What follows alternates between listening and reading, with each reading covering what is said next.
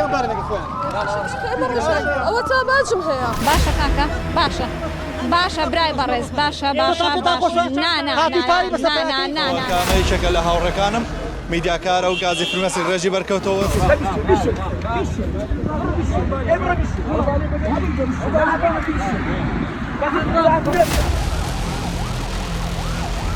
لە دوای دەسەڵاتەکانی یاسادانان جێبەجێکردن دادوەری بە دەسەڵاتی چوارەمدا دەندرێت و ناو دەبرێت. بە پێی یاسابەرکارەکان لە هەرێمی کوردستاندا دەسەڵاتێکی بەهێزی خاوەن شەرعیەتی یاساییە، بەڵام لەژێر مەترسی لاوازکردن و کپکردندایە، ڕاگەیاندن و کاری ڕۆژنامەنووسان لە هەرێمی کوردستاندا.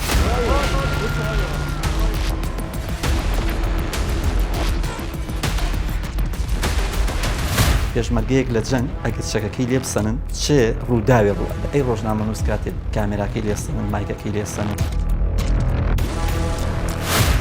هێرشی سەر ماڵاتە بکەن هەڕەشا بکەن سکاڵاژی بکەی کەس نەئێدگرتن ژیانە هیچ ڕۆژنامەوانێکی بە هەرێمێدا یعنی سەلامەت نینەوە. دەسەڵاتی سیاسی لە هەرێمی کوردستانە پێی وایە دۆسیەکی زۆری گەندەڵی لە ڕێی ڕۆژنامەنووسانەوە ئاشکرا کراوە.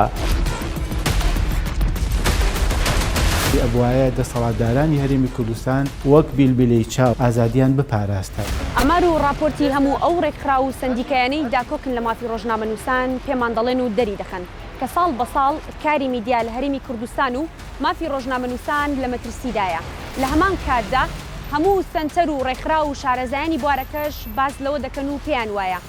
لایەنداری یاسا و دادگاکان لەبەرەی دەسەڵات و حیزبە سیاسیەکان یەکێکە لە مەترسیدارترین فشارەکانی سەرکاری ڕۆژنامەنووسان و ڕێگایەکە کە ئایندەی دۆخی میدیا لە هەرێمی کوردستان خراپتر و ئازادی ڕادەربڕین کپتر دەکات. لەم بەدواداچوونەمدا باز لە فشارەکانی سەرکاری ڕۆژنامەنووسان و ڕۆڵی یاسا لە یەکلاییکردنەوەی کەیسی ڕۆژنامەنووسان لە دادگاکانی هەرێمی کوردستان دەکەم. فیشێکی لاستیکم بەرکەو كاكا بخوتها الشركة تدري برا ولا كاكا صابتك تدري صابتك ايه باشا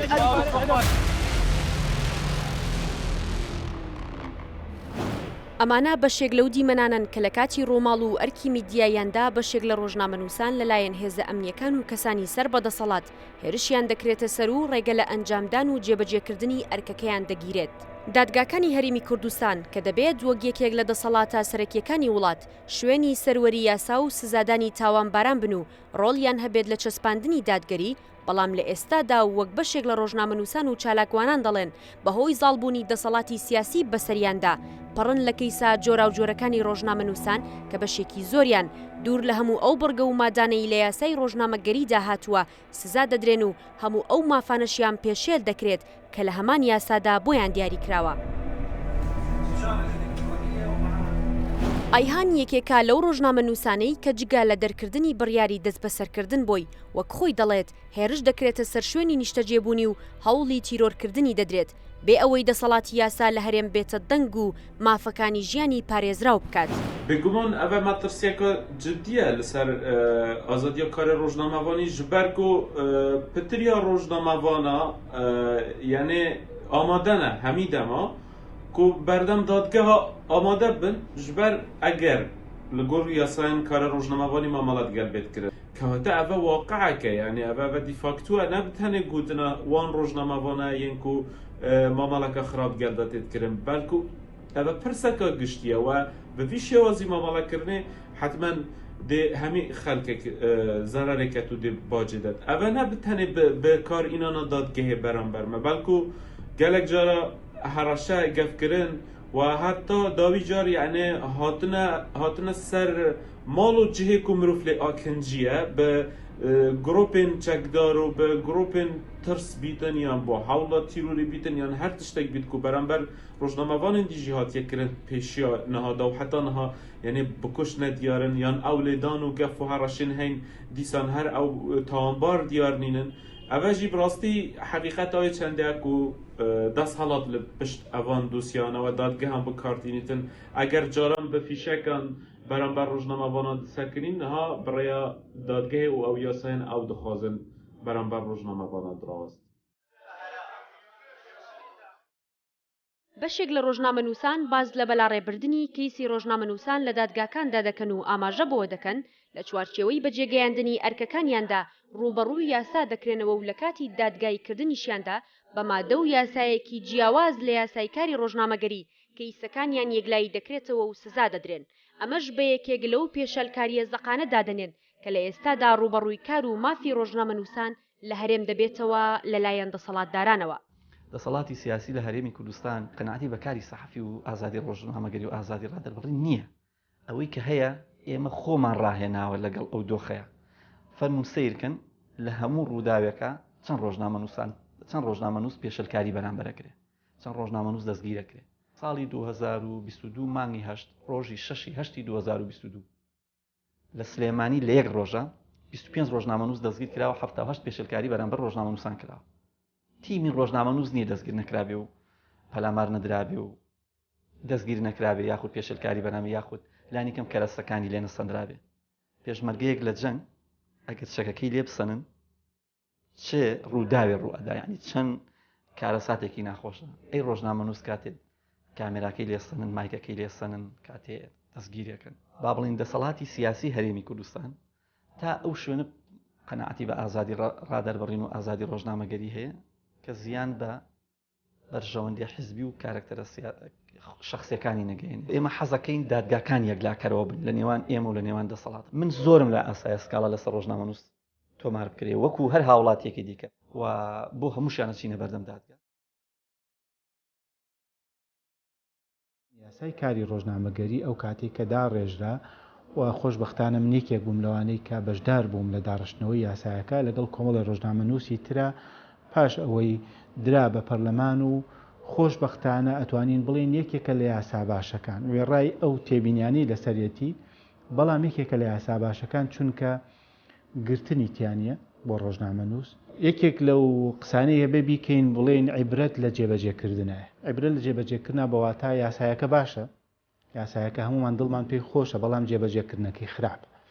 جێبەجێکردنیش ننگەکە کەوێتە ئەستۆی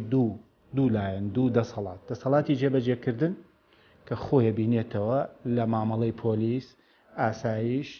ئەو گرتن و ئەو مامەڵە تند و تیژەی بەرامبەر ڕۆژنامەنووسەکرێ کە نابێت وابێت ئەوە هەر لەویا پێشێلی یاساکە کرا. دەسەڵاتی دووهەم دەسەڵاتی دادوەریە. دەسەڵاتی دادوەری ئەبێت کەیسی ڕۆژنامەنووسی تێکەڵ بە کەیسەکانی تر نەکات، ئەبێ بە هیچ یاسایەکی تر، چونکە بە پێی خودی یاسایەکە نابێت کار بە هیچ یاسایەکی تر بکرێت لە بواری ڕۆژنامەگەریە جگە لەم یاسایە. یاساناسان وەگلایەنێکی گرنگ و پەیوەندیدار بە کەیس و دادگاکان لە هەرێمی کوردستان. یاسا وەک کەرەستەیەک بۆ ڕێکخستنی مافەکانی تاک و لە هەمان کاتدا بۆ سزادانی سەرپێچیکاران و لە بەرامبەریشدا دیاریکردنی ماف بۆ کەسی سەرپێچیکار دادنێن. بەڵام هەر خۆشیان پێیان وایە لە هەرێمی کوردستان یاسا بە سیاسی و سەر بەدەسەڵات کراوە و ئەمە زەنگێکی مەترسیدارە و دەبێت ئەنجومەنی دادوەری و یاساناسان فشاری جدیان هەبێت بۆ پاراستنی ڕۆژنامەنووسان و سزانەدانیان بەو جۆرەی ئێستا کە هەیە. ئەو فشار و سانسۆرانەش لە سەرکاری ڕۆژنامەنووسان کە هەیە لە ئێستادا بە یەکێک لەو هۆکارە سەرەکیانە دادنێن کە لە ئێستادا هەرێمی کوردستان پێیدا تێدەپەڕێت لە ڕووی سیاسی و پەیوەندی و پاڵپشتیە دەرەکیەکانیەوە. ڕۆژنامەنووسان لە کەیسەکانیاندا کە بە ئەرکی سەرەکی خۆیان هەڵەستن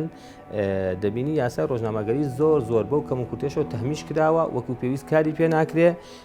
وەکو پێویست ئەو مافانەی کەتیایەتی سەبارەت بە ڕۆژنامەنووس و کاری ڕۆژنامەگەری ئەبینی دەستەبەر ناکرێت لە کاتی ڕوبەڕووبوونەوەی ڕۆژنامەنووسان بۆ یاسا و بۆ دادگاکاندا، چونکە دەسەڵاتی سیاسی لە هەرێمی کوردستانە پێی وایە کە ئەبێ ئەم دەنگانە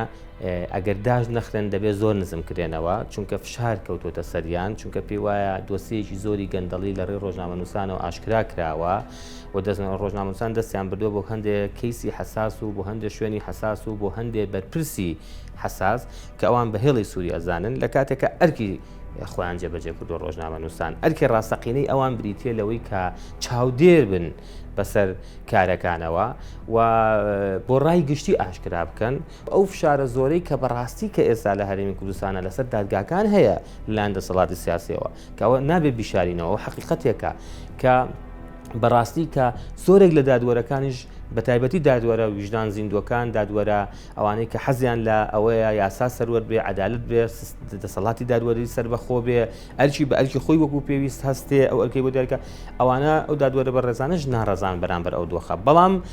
فشارەکە کاریگەریەکە لەسەر و توانای ئەوانەشەوەیە لەسەر و توانای دەسەڵاتی دادوەریشەوەی بەگشتی ئەگەرچی ئەوانیش بە دەرنین لە کەم و کورتی ئەگەرچی ئەوانیش بەڕاستی دەتوانن هەڵوێستی جددیتریان هەبێت بارە گشتیەکە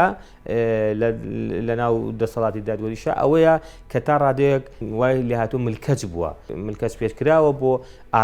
ئاراستەکەی حکومەت. یاسای ژمارە 35 ساڵی 2007 بە یاسای ڕۆژنامەگەری لە هەرێمی کوردستان ناسێنراوە لەگەڵ ئەوەی بەشێکی زۆر لە پسپۆرانی ڕاگەیاندن و یاساناسان باز لە پێویستی هەمواری ئەم یاسایە دەکەن بەهۆی ئەو پێشکەوتنانەی لە ئێستادا لە ناو ڕاگەیاندن و زۆربوونی ئەمرازەکانی داڕوویانداوە و گۆڕانکاری لە کۆمەڵێک بڕگە و مادەی یاساکەدا بە یاسایەکی کەم و کورت بۆ مامەڵەکردن لەگەڵ ڕۆژنامەنووسان ناوی دەبن بەڵام لەگەڵ ئەوەشدا ئاماری ساڵانەی سنتەر و ڕێکخراوەکانی تایبەت بە ڕۆژنامەنووسان باز لە زۆربوونی پێشێلکاریە یاسایەکانی بەردەوامی مافەکانی ڕۆژنامەنووسان لە هەرێم دەکەن و بۆ ئەمەش دۆسیەی سزادراوانی بادینان بە زیندووترین نمونە بۆ هەرێمی کوردستان دادەنێن کە تێیدا یاسای ڕۆژنامەگەری لەژێر هەژمونی حیزبی و دەسەڵاتدا کاری خۆی دەکات دوجار دۆخی ڕۆژنامەنووسان ئەو نیشانە پرسیاریەی بۆ ئازادی ڕادەربڕین لەسەر حکوومەت و دامەزراوە یاسایەکان دروست کردووە کە هیچ کامیان ناتوانن وەڵامی بدەنەوە و بگرە ڕۆژ بە ڕۆژ ئازادیەکان و کاری ڕۆژنامەنووسان سنووردارتر و لاوازتر دەکەن.